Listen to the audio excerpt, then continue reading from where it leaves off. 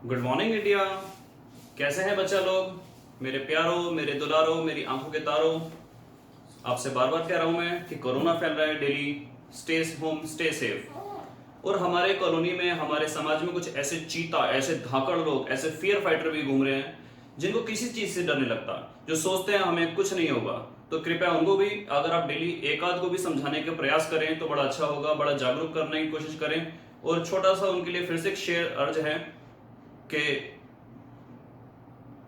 बने रहो कुटिया में, बने रहो कुटिया में वरना नजर आओगे लुटिया के अंदर। बने रहो कुटिया में वरना नजर आओगे लुटिया में। और इस समय तो गंगा जी के लिए सारी सड़कें बंद हैं, फेंके जाओगे किसी न किसी दरिया में। तो आज की क्लास में हम कल के अपने क्वेश्चंस के पहले आंसर बता रहे हैं आपको। अगर क्लास पसंद आए तो लाइक करना, ज्यादा पसंद आए तो शेयर करना, और अगर नेक्स्ट क्लास के लिए नोटिफिकेशन चाहिए तो सब्सक्राइब का बटन जरूर दबाएं। और हाँ, एक बच्चे ने मुझसे पूछा था कि नेक्स्ट क्लास कब आएगी, तो आपको बता दूं सब्सक्राइब के बराबर में घंटी का ऑप्शन भी होता है, उसको भी आप प्रेस कर दें। 3 ऑप्शन आएंगे, ऑल, पर्सनल और नन। तो आपको ऑल पे क्लिक करना है, तो जैसे ही कोई आपको वीडियो अपलोड होगी सबसे पहले आपको नोटिफिकेशंस डेफिनेटली आएगा। तो चलिए स्टार्ट करते हैं आज के हमारे क्वेश्चंस के आंसर। फर्स्ट क्वेश्चन आपके पास था कल कि Q1 प्लस Q2 बराबर 0 किस चीज को सिग्निफाई करता है। फर्स्ट क्वेश्चन था what does Q1 plus Q2 signifies. तो Q1 plus Q2 equals to 0 ये सिग्निफाइज करता है कि total charge on the body is 0, that is the two charge have the same magnitude and opposite polarity. इसको थोड़ा मैं समझाने का प्रयास करता हूं कि अगर दो बॉडीज के ऊपर एक इलेक्ट्रॉन है और एक प्रोटॉन है तो नेट चार्ज कितना होगा? Definitely 0 net charge. ये आपको मैंने फर्स्ट लेक्चर के अंदर भी बताया था कि बॉडी के ऊपर अगर दो चार्जेस हैं, दोनों का मैग्नीट्यूड सेम है, दोनों की पोलैरिटी डिफरेंस है। बात करते हैं, एक छोटा सा नया वर्ड आया है, पोलैरिटी क्या होती है? पोलैरिटी, पोलैरिटी का मतलब बेसिकली होता है साइन, या फिर बात करी जाए तो उसके नेचर की। अगर मैं बोलूं प्रोटॉन की पोलैरिटी क्या है, तो प्रोटॉन की पोलैरिटी होगी पॉजिटिव। मैं बात करूं इलेक्ट्रॉन की पोलैरिटी क्या है, तो इलेक्ट्रॉन की पोलैरिटी होगी नेगेटिव। और अगर बात करूं मैं न्यूट्रॉन की पोलैरिटी क्या है, तो न्यूट्रॉन की पोलैरिटी कुछ नहीं होती, that is neutral, that is 0। तो अगर किसी बॉडी के ऊपर दो चार्जेस हैं, एक प्रोटॉन एक इलेक्ट्रॉन, या प्लस का 2 कूलम एंड माइनस का 2 कूलम, तो नेट चार्ज कितना बनेगा? 0। तो Q1 plus Q2 equals to 0। इसका मतलब एग्जैक्टली हुआ क्या कि एक बॉडी के ऊपर दो ऐसे चार्जेस हैं जिनका मैग्नीट्यूड सेम है, जिनका मैग्नीट्यूड सेम है और दोनों की पोलैरिटी अलग अलग है, तो नेट चार्ज उस बॉडी के ऊपर निकल के आएगा डेफिनेटली 0। सेकेंड क्वेश्चन आपके पास था कि अगर किसी बॉडी के ऊपर +1 +2 -3 +4 -5 ये सारे के सारे चार्जेस हैं, तो उस बॉडी पर नेट चार्ज कितना निकल के आएगा? 2 और 1 3, 3 और 4 7, ये प्लस के साथ आपने ऐड कर दिए, -5 और -3 मिलकर हुआ -8, तो नेट चार्ज आपके पास आया -1। वो कूलम में हो सकता है, वो एनीथिंग एल्स हो सकता है। हमने यहाँ पर वर्ड यूज करा था आर्बिट्रेरी यूनिट। आर्बिट्रेरी यूनिट का मतलब होता है कि एनी यूनिट, किसी भी सिस्टम का मतलब हो, आपके पास निकल के आएगा नेट चार्ज कितना? -1। थर्ड क्वेश्चन आपके पास था कि आमतौर पर अगर मैं बात करूं तो rubber is an insulator. Rubber is an insulator, rubber एक टाइप की इंसुलेटर होती है। देन वाई, जो आपके स्पेशल एयरक्राफ्ट्स होते हैं, एरोप्लेन वगैरह होते हैं, उनके जो टायर्स होते हैं रबर के बने हुए होते हैं, लेकिन उनको हम स्लाइटली कंडक्टिंग क्यों रखते हैं? तो रीजन ये है कि जिस टाइम वो जमीन के कांटेक्ट में आते हैं ड्यूरिंग लैंडिंग या टेक ऑफ, जब भी वो जमीन के कांटेक्ट में आते हैं तो due to friction they carry some charge, they acquire some charge, और वो चार्ज उनकी बॉडी पर ही चिपका रहेगा अगर वो कंप्लीट इंसुलेटर होंगे। लेकिन अगर उनको कंडक्टिंग बना दिया जाएगा तो डेफिनेटली वो सारा का सारा चार्ज किसके अंदर वो चला जाएगा? अर्थ के अंदर। Find its way to the earth, वो सारा का सारा चार्ज अर्थ के अंदर समा जाएगा, ताकि कि जो अगर उनके अंदर इन्फ्लेमेबल मटेरियल है, पेट्रोल है, डीजल है, व्हाटसोएवर जो भी फ्यूल है, स्पार्क के साथ साथ उसके अंदर किसी प्रकार का एक्सप्लोजन ना हो जाए। थर्ड आपके पास क्वेश्चन था, इंपॉर्टेंट क्वेश्चन है, ध्यान से देखिएगा। थर्ड आपके पास क्वेश्चन था कि अगर मैं किसी रॉड को, आपने बचपन में एक्सपेरिमेंट शायद किया हो कि अगर हम कॉम्ब को, अगर हम कंघे को बालों में से पास कराएं, फ्रिक्शन कराएं, और उसको हम स्मॉल बिट्स ऑफ पेपर, छोटे छोटे कागज के टुकड़ों के पास अगर हम लेके जाएं, तो भड़बड़ाकर, लहराकर, फनफनाकर वो सारे के सारे पेज के जो पन्ने हैं, छोटे छोटे बिट्स ऑफ पेपर हैं, वो कंघे से चिपक जाते हैं। तो रीजन इसका क्या है, देखिए जो हमारा पेपर होता है वो होता है इंसुलेटर। इसको हम डाई इलेक्ट्रिक भी कह सकते हैं। डाई इलेक्ट्रिक मतलब जिसके अंदर दो चार्जेस हैं जो आराम से सेपरेट हो सकते हैं। इनके पास अगर मैं कॉम्ब ले जाऊं या कोई रॉड ले जाऊं जिस पर नेगेटिव चार्ज हो या पॉजिटिव चार्ज हो, तो इसके नेगेटिव चार्ज इसके पॉजिटिव चार्ज इस नेगेटिव के पास आ जाएंगे और due to repulsion negative charge दूर चले जाएंगे।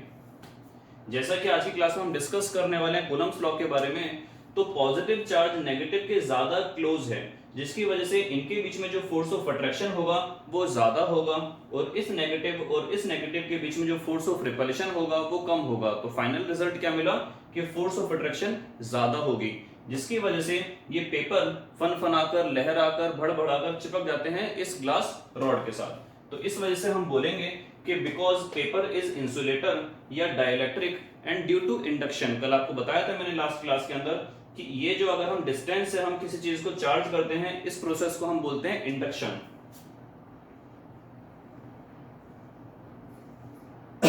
इस प्रोसेस को हम बोलते हैं इंडक्शन, और इसी इंडक्शन प्रोसेस की वजह से इस पर जो चार्ज आया ये इसके साथ चिपक जाता है।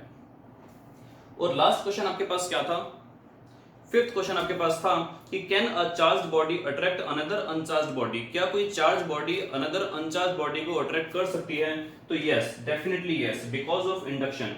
अगर एक चार्ज बॉडी आपके पास है और एक अनचार्ज्ड बॉडी आपके पास है, इस बॉडी पर अगर पॉजिटिव चार्ज है और इस बॉडी पर अगर इस बॉडी पर न्यूट्रल, नो चार्ज है, ये अनचार्ज्ड बॉडी है।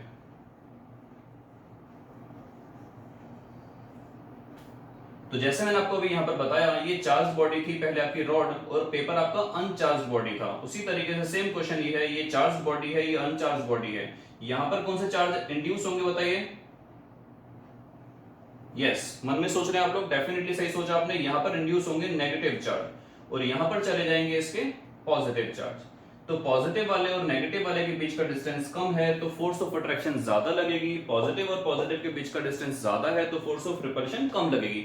नेट रिजल्ट क्या आएगा? अट्रैक्शन। और इस तरीके से पॉजिटिव चार्ज या नेगेटिव चार्ज या कोई भी चार्ज बॉडी एक अनचार्ज बॉडी को। तो आज के हमारे टॉपिक हैं, स्कोप ऑफ स्टडी है आंसर्स जो मैंने आपको बता दिए हैं। नेक्स्ट टॉपिक है कूलम्ब्स लॉ, इसके डिस्कस करेंगे। देन है एब्सोल्यूट इलेक्ट्रिकल परमिटिविटी, और लास्ट टॉपिक है डाइलेक्ट्रिक कांस्टेंट, और उसके बाद एज यूजुअल आपका होमवर्क। करते हैं स्टार्ट। फर्स्ट टॉपिक है आपका कूलम्ब्स लॉ, सबसे इंपॉर्टेंट टॉपिक है। डेफिनेटली इससे रिलेटेड आपको मैं बहुत सारे दर्जनों क्वेश्चंस कराऊंगा, तो उससे रिलेटेड पहले हम लॉ को समझ लेते हैं। कूलम्ब्स लॉ बहुत इंपॉर्टेंट लॉ है आपके पास, ये जो आपका मेडिकल लेवल पर क्वेश्चंस हो, चाहे नीट का, आपका आईआईटीज वगैरह का हो, इससे डेफिनेटली रिलेटेड क्वेश्चन डेफिनेटली आपको पूछा जाएगा। Coulomb's law, it states that the force of attraction और रिपल्शन, ध्यान रहे कुछ बुक्स के अंदर लिखा हुआ है अट्रैक्शन एंड रिपल्शन, अट्रैक्शन और रिपल्शन, अट्रैक्शन ऑब्लिक रिपल्शन। इन दोनों को हम कंबाइंड फॉर्म में बोल सकते हैं इंटरैक्शन। एग्जांपल के तौर पर आपको मैं समझाता हूं। ग्रेविटेशन आपने पढ़ा होगा 11th क्लास के अंदर, आपने पढ़ा होगा 9th क्लास के अंदर। ग्रेविटेशनल फोर्स कैसी फोर्स होती है बच्चों? हमेशा अट्रैक्टिव। कैसी फोर्स होती है? हमेशा अट्रैक्टिव। ये कभी भी एक दूसरे को रिपेल नहीं करती है। लेकिन जो आपकी कूलम्ब्स फोर्स होती है ये चार्ज डिपेंडेंट होती है। आपको बताया गया था अगर पॉजिटिव चार्ज है तो एक दूसरे से दूर भागेंगे, नेगेटिव चार्ज है तो एक दूसरे से दूर भागेंगे, लेकिन अगर पॉजिटिव नेगेटिव है तो एक दूसरे को अट्रैक्ट करेंगे। तो यहाँ पर अट्रैक्शन भी पॉसिबल है और रिपल्शन भी पॉसिबल है। तो यहाँ पर क्या लिखा हुआ है? It states that the force of attraction और रिपल्शन, आप इसको कंबाइंड फॉर्म में एक नया शब्द भी लिख सकते हो, that is interaction. Interaction, attraction और रिपल्शन को हम इंटरैक्शन भी बोलते हैं।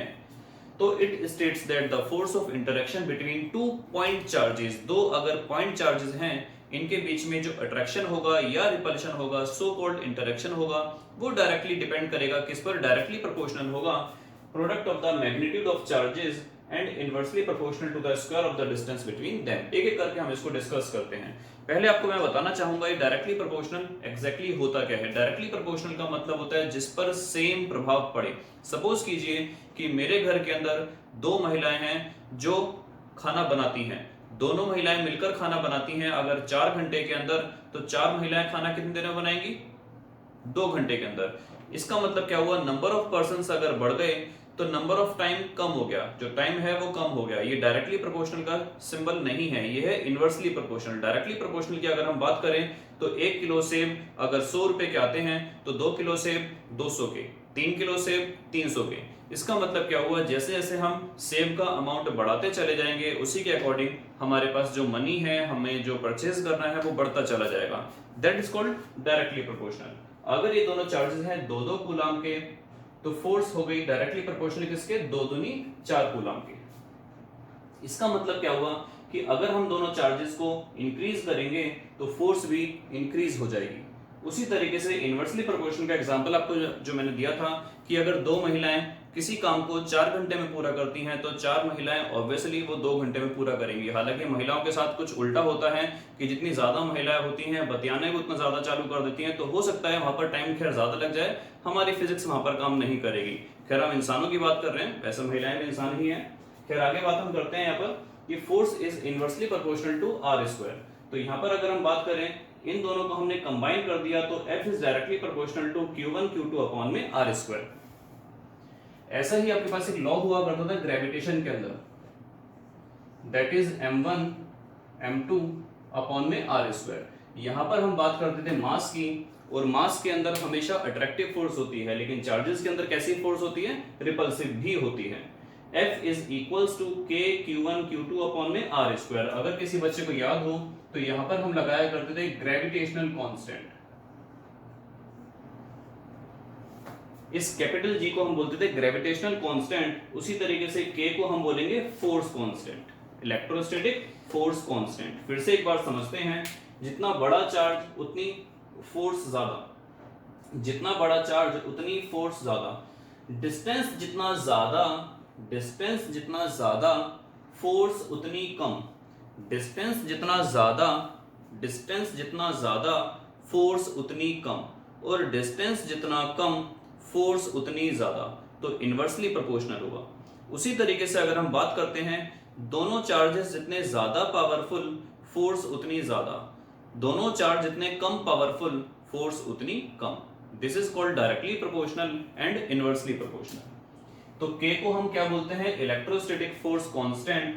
K को हम, इसकी वैल्यू क्या होती है? 9 × 10⁹ MKS में। आपको याद होगा 11th क्लास में आपने पढ़ा था MKS और CGS। MKS का मतलब होता था मीटर किलोग्राम सेकंड, और CGS का मतलब होता था सेंटीमीटर ग्राम और सेकंड। MKS के अंदर K की वैल्यू होती है 9 × 10⁹, और CGS के अंदर K की वैल्यू होती है 1।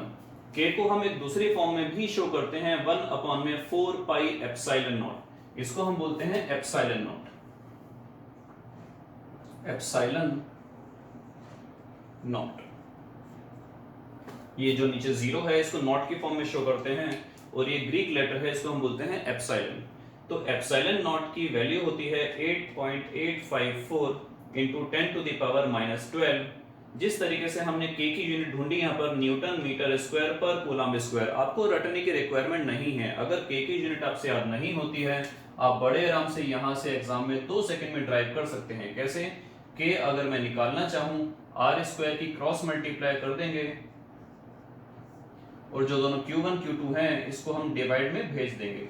फोर्स की यूनिट होती है न्यूटन, रेडियस डिस्टेंस है, डिस्टेंस की यूनिट होती है मीटर स्क्वायर, मीटर है इसका स्क्वायर लगा हुआ है, कूलम की होती है, चार्ज की होती है कूलम, तो नीचे कूलम स्क्वायर आ जाएगा, और जब ये आपका ऊपर जाएगा तो ये बन जाएगा न्यूटन मीटर स्क्वायर पर कूलम स्क्वायर। उसी तरीके से अगर आप ध्यान से देखें, जो इसकी यूनिट होगी बिल्कुल उसका रेसिप्रोकल इसकी यूनिट होगी।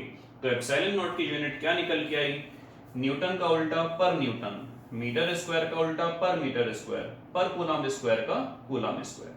एप्सिलॉन नॉट को हम बोलते हैं absolute electrical permittivity of free space. इसका मतलब क्या हुआ कि इस टाइम में अगर बात करूं, ये सारा का सारा फ्री स्पेस है, इन दोनों चार्जेस के बीच में कितनी फोर्स अलाउ कर रहा है यहाँ का एयर, या फिर बोला जाए तो मीडियम, या फिर बोला जाए तो vacuum.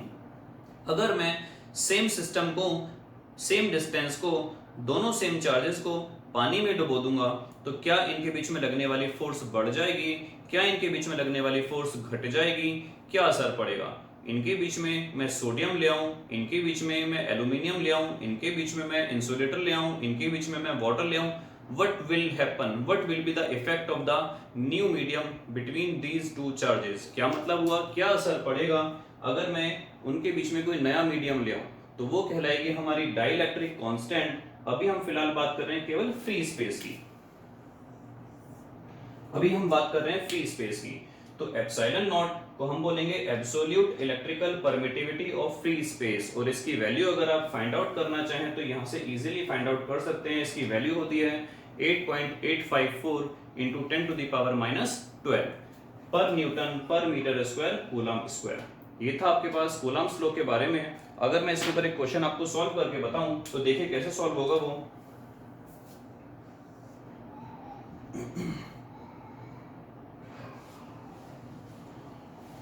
What is the force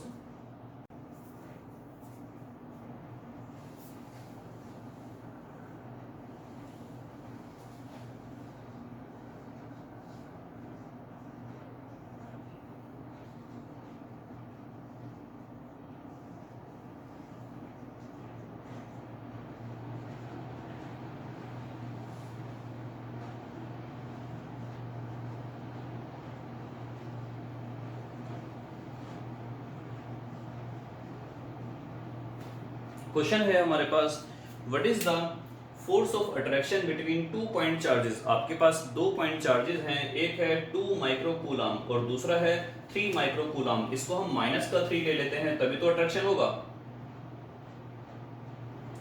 -3 microcoulomb has a separation of 30 centimetre. अगर दो चार्जेस हैं, एक है -3 माइक्रोकूलम और एक है +2 माइक्रोकूलम, इनके बीच का अगर सेपरेशन है 30 सेंटीमीटर तो इनके बीच में लगने वाली फोर्स ऑफ अट्रैक्शन को आप फाइंड आउट कीजिए। अभी हम इसको सॉल्व करते हैं। तो नेक्स्ट टॉपिक आपके पास है डाइलेक्ट्रिक कांस्टेंट। डाइलेक्ट्रिक कांस्टेंट का मतलब क्या हुआ कि अगर दोनों चार्जेस के बीच में हमने किसी मीडियम को पुट कर दिया, अगर दोनों चार्जेस के बीच में हमने किसी मीडियम को पुट कर दिया, पानी को, माइका को, एम्बर को, प्लास्टिक को, ग्लास को, रबर को, कॉटन को, किसी भी चीज को, तो इनके बीच में लगने वाली फोर्स इंक्रीज होगी या इनके बीच में लगने वाली फोर्स डिक्रीज होगी। What will be the effect of that medium between the two charges? तो यहाँ पर हम वही फाइंड आउट करेंगे। तो डाइलेक्ट्रिक कांस्टेंट का एग्जैक्टली मतलब हुआ क्या, याद होगा आपको, जिस तरीके से आप लोग केमिस्ट्री में एक वर्ड यूज करते हैं रिलेटिव डेंसिटी। आपने ऑप्टिक्स के अंदर क्लास 10th के अंदर एक वर्ड यूज करा था रिफ्रैक्टिव इंडेक्स, एक वर्ड था एब्सोल्यूट रिफ्रैक्टिव इंडेक्स। तो ज्यादा इजी आप लोगों के लिए रहेगा रिलेटिव डेंसिटी। अगर रिलेटिव डेंसिटी की हम बात करें तो रिलेटिव डेंसिटी हम किसी भी सब्सटेंस की निकालते हैं पानी के रिस्पेक्ट में। किसके रिस्पेक्ट में? डेफिनेटली पानी के रिस्पेक्ट में। तो रिलेटिव डेंसिटी का मतलब होता है density of the substance upon में density of water. Same system यहाँ पर है कि हम यहाँ पर जो रिलेटिव इलेक्ट्रिकल परमिटिविटी निकालेंगे, जिसको हम डाइलेक्ट्रिक कांस्टेंट भी कहते हैं, जिसको हम एप्सिलॉन आर से दिखाते हैं। आर यहाँ पर शो कर रहा है रिलेटिव वर्ड को। आर किस चीज को शो कर रहा है? डेफिनेटली रिलेटिव वर्ड को। तो रिलेटिव इलेक्ट्रिकल परमिटिविटी हम जो शो करते हैं वो किस तरीके से शो करते हैं? Permittivity of the medium, M for medium and not for free space, not for free space. तो इसका मतलब क्या हुआ, ये रेशियो है। किस चीज की रेशियो है? मीडियम की परमिटिविटी कितनी है और फ्री स्पेस की परमिटिविटी कितनी है। मीडियम कितना अलाउ कर रहा है इन दोनों के बीच में फोर्स को, मीडियम कितना अलाउ कर रहा है इनके बीच में फोर्स को, और उसी तरीके से फ्री स्पेस कितना अलाउ कर रहा है इनके बीच में फोर्स को। तो ऊपर लगने वाली हो गई फोर्स मीडियम के बीच में और नीचे लगने वाली फोर्स हो गई फ्री स्पेस के बीच में। तो डेफिनेटली जो एक रेशियो निकल के आएगी वही कहलाएगी हमारी डाइलेक्ट्रिक कांस्टेंट, वही कहलाएगी रिलेटिव इलेक्ट्रिकल परमिटिविटी। इसको हम और डिस्कस करेंगे न्यूमेरिकल के फॉर्म में। फिलहाल आपको यहाँ पर डेफिनेशन बता देता हूँ मैं एक बार फिर से। It is defined as a ratio of absolute electrical permittivity of the medium. वही आपको मैंने जो बताया कि absolute electrical permittivity of the medium upon में absolute electrical permittivity of free space. क्योंकि दोनों की दोनों सेम क्वांटिटी हैं, दैट्स व्हाई एप्सिलॉन आर की कोई यूनिट नहीं होती है। दोनों सेम क्वांटिटी हैं, सेम यूनिट्स को हम जब डिवाइड करते हैं तो हमारे पास कोई भी यूनिट नहीं बचती है। तो इनके ऊपर हम न्यूमेरिकल सॉल्व करते हैं अभी। तो फिलहाल आपके पास यहाँ पर क्वेश्चन था, what is the force of attraction between 2 point charges of 2 microcoulomb and -3 microcoulomb has a separation of 30 centimeter। इसको हम एक बार सॉल्व करते हैं यहाँ पर।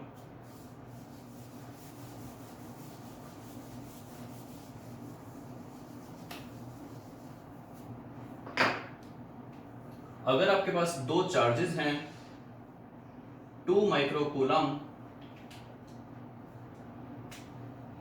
एंड -3 माइक्रोकूलम, इनके बीच का डिस्टेंस r आपको दे दिया गया है 30 सेंटीमीटर।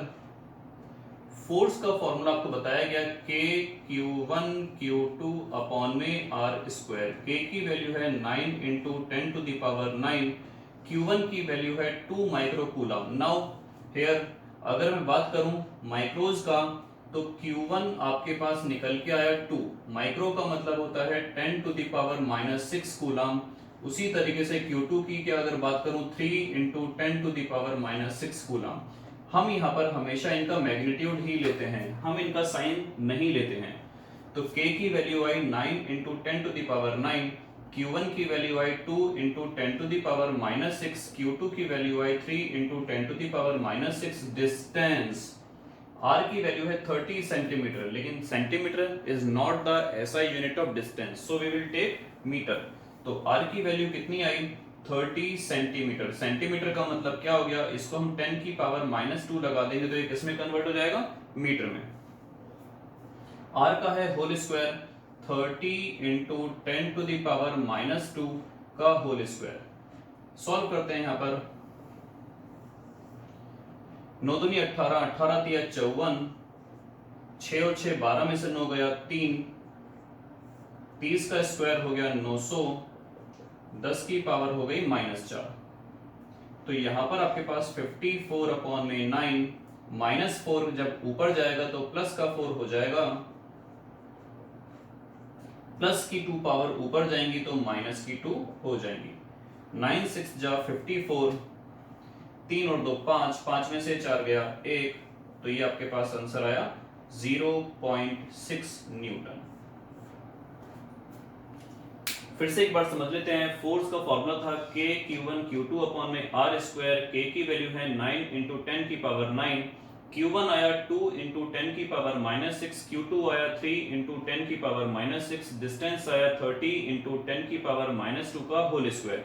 9 दूनी 18 होते हैं, 18 तिया 54 आपके पास आ गया, 6 और 6 12 माइनस का, उसमें से 9 गया तो -3 बचा, 30 का स्क्वायर हो गया 900, -2 का स्क्वायर हो गया -4। 2 0 जब ऊपर जाएंगी तो -2 बन जाएगा, -4 ऊपर गया तो प्लस का 4 बन जाएगा। 9 6 जा 54, 3 और 2 5 में से 4 गया -1, -1 का मतलब हो गया डिवाइड बाय 10, 6 को हमने 10 से डिवाइड करा, that is called 0.6 Newton. Obviously दोनों चार्जेस माइनस प्लस के थे तो ये अट्रैक्टिव फोर्स होगी। ये फोर्स कैसी होगी, अट्रैक्टिव फोर्स होगी। तो इस तरीके से हमने फोर्स फाइंड आउट करी दो चार्जेस के बीच में, जब उनके बीच में केवल एयर थी या फिर बोला जाए केवल वैक्यूम था। लेकिन अगर यहीं पर हम बात करें, सेम सिस्टम को हमने किस में डाल दिया, पानी के अंदर। पानी का जो डाइलेक्ट्रिक कांस्टेंट होता है वो कुछ बुक्स के अंदर 80 दिया हुआ है, कुछ बुक्स के अंदर 81 दिया हुआ है। तो यहाँ पर आप देखते हैं कि अगर मैं फोर्स निकालना चाहूं तो फोर्स हमारी किस तरीके से सॉल्व होगी। एप्सिलॉन आर का फॉर्मूला आपके पास निकल के आएगा एप्सिलॉन एम अपॉन में एप्सिलॉन नॉट। दूसरा फॉर्मूला इसका होता है एफ नॉट अपॉन में एफ। ये आपके लिए मीडियम शो कर रहा है। तो अगर हम फोर्स निकालना चाहें डायरेक्टली यहां से, तो आपके पास फोर्स निकालनी है, ये वाली फोर्स जो थी ये फ्री स्पेस की फोर्स थी।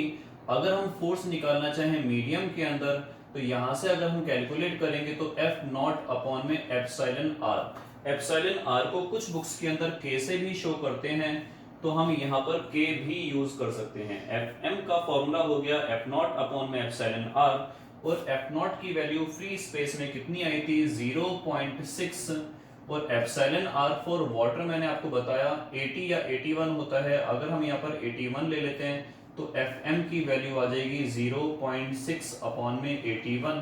इसको आप आगे सॉल्व कर सकते हैं, आंसर जो आएगा वो न्यूटन्स के अंदर आएगा। तो इसका मतलब क्या हुआ, डेफिनेटली अगर फ्री स्पेस के अंदर जो फोर्स थी वो मैक्सिमम थी, अगर हम किसी भी मीडियम को पुट करेंगे तो फोर्स डेफिनेटली उसकी डाइलेक्ट्रिक कांस्टेंट की रेशियो में डिक्रीज हो जाएगी। यहाँ वाली जो फोर्स आई है वो कम आई है और फ्री स्पेस वाली फोर्स जो थी वो ज्यादा थी। तो इसका मतलब क्या हुआ कि फ्री स्पेस के अंदर दो पॉइंट चार्जेस के बीच में मैक्सिमम फोर्स लगती है, जैसे ही हम कोई मीडियम पुट करते हैं फोर्स लगातार किसी ना किसी रेशियो के अंदर डिक्रीज होती चली जाती है। तो आज हमने क्या पढ़ा, हमने आंसर्स आपको दिए, कूलम्ब्स लॉ बताया, absolute electrical permittivity that is called epsilon not आपको बताया, और उसी तरीके से डाइलेक्ट्रिक कांस्टेंट बताया कि किस तरीके से किसी भी मीडियम को रखने से फोर्स लगातार दोनों चार्जेस के बीच में घटती चली जाती है। Now it's the time to give you the homework. So हम होमवर्क देने जा रहे हैं, 5 क्वेश्चन है जिनका जवाब आपको एज यूजुअल नेक्स्ट क्लास के अंदर दिया जाएगा। आज का होमवर्क है आपका 5 क्वेश्चन है, फिर से draw a graph between F and R. Coulomb's law के अंदर एफ था फोर्स और आर था दोनों चार्जेस के बीच का सेपरेशन, उनके बीच में आपको ग्राफ बनाना है। दो चार्जेस हैं, 1 माइक्रोकूलम 4 माइक्रोकूलम, वो कुछ डिस्टेंस पर रखे हुए हैं। एक ने 4 पर कितनी फोर्स लगाई, 4 ने 1 पर कितनी फोर्स लगाई, और उन फोर्सेस का हमें क्या निकालना है, रेशियो।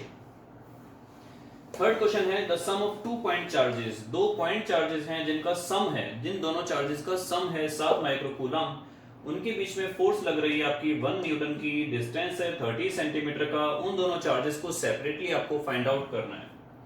फोर्थ क्वेश्चन है दो चार्जेस हैं प्लस क्यू के, एक लाइन के बीच, एक लाइन पर रखे हुए हैं, उनके बिल्कुल बीचों बीच या उनके किस किनारे पर या उनके बीच में किस जगह अगर हम माइनस का क्यू चार्ज रखते हैं ताकि वो सिस्टम कैसा रहेगा, इक्विलिब्रियम में। आपको बता दिया जाए इक्विलिब्रियम का मतलब क्या होता है कि तीनों चीजें, ये अगर प्लस क्यू है, ये अगर प्लस क्यू है, माइनस क्यू को कहां रखा जाए, जरूरी नहीं है बीच में हो, इस किनारे पर, इस किनारे पर, कहां रखा जाए ताकि वो सिस्टम इक्विलिब्रियम में रहे। केमिस्ट्री में समझते होंगे, संतुलन में रहे। And the last question is कि पानी का डाइलेक्ट्रिक कांस्टेंट आपको मैंने बताया था 80 या 81 बुक्स के अंदर अलग अलग दिया हुआ है। पानी का डाइलेक्ट्रिक कांस्टेंट अगर 80 है तो उसकी परमिटिविटी क्या होगी। जिस तरीके से K का वैल्यू थी 1/4 पाई एप्सिलॉन नॉट, ये बेसिकली K जो था फ्री स्पेस का था, उसी तरीके से अगर पानी की K की वैल्यू दे दी गई है 80, तो आपको किस चीज की वैल्यू निकालनी है, परमिटिविटी की। Thanks a lot, next class में मिलेंगे, टिल देन बाय बाय।